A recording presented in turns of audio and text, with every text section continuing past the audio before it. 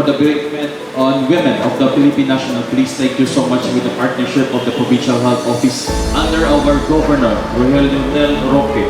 No? Mapasalamaton again kami sa suporta nga gihatag kanunayon sa inyo for the past years, support ninyo. Kaning dugo nga inyong i-donate karon atong i-distribute ni sa 3 provincial hospital or stations na naa karon. Manolo, Kibawi, ug Marama. Yung sabi nila, ang dugo ay buhay. Ay, dugo, blood is life.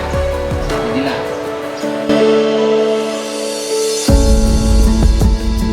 Ang Bukidnon Police Provincial Office ay nagpapasalamat.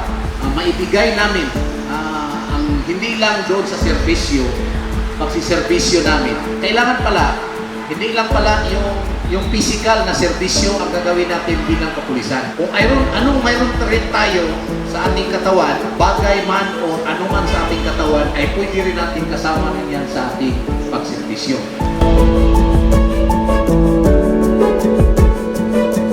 Hindi man nakikita sa ibang tao dito sa Bukidnon na ang kapulisan ay nagbibigay ng buhay, nagbibigay ng dugo. Alam ng Diyos na tayo sa loob ng ating puso, alam ng Diyos na tayo ay nagbigay ng buhay sa lahat ng tao.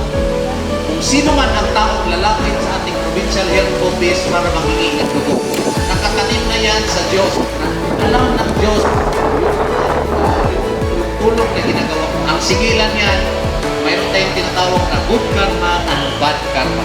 Alam ko, marami at marami pang grasya na darating sa buhay ninyo dahil tumutulong kayo sa buhay na nangangailangan dito sa ating probinsya sa Bukidnon. Salamat again, kinasing-kasing pasalamat sa inyong gihatag na dugo sa makanunayon, makaluwas at mga pasyente gihapon o matagan sa ikaduha nilang kinabuhi.